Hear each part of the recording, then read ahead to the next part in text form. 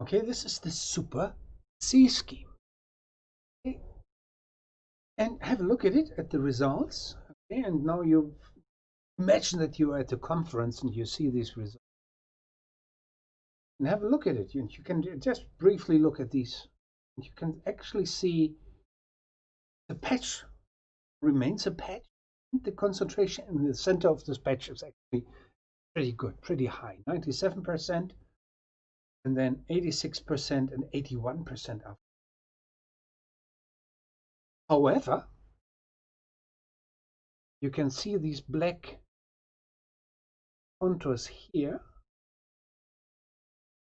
And what it means is actually that this scheme produces numerical waves.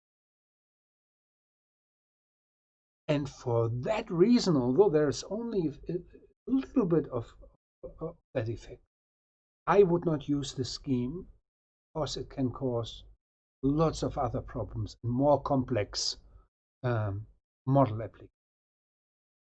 Okay, you would argue, oh, the concentration is so high and so well. Okay, but the concern are the numerical waves, and you have to be really careful. Let's have a look at this.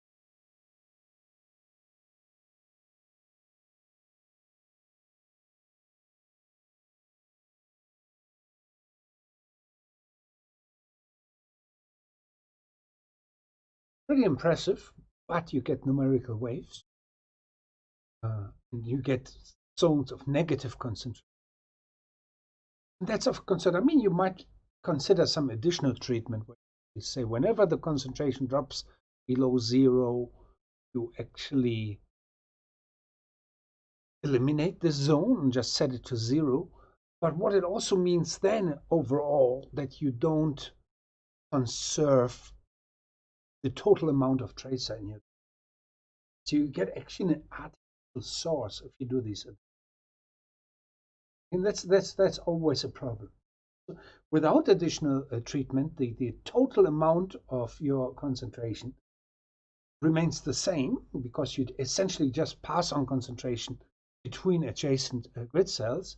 But however, if you now do some cosmetic procedures, you change the total concentration. So you have to be really careful with it. All right, so these are CVD advection schemes. So what you learn from that is actually quite some very important features. It's difficult to simulate advection, and you get either you get diffusion or you get numerical waves with these.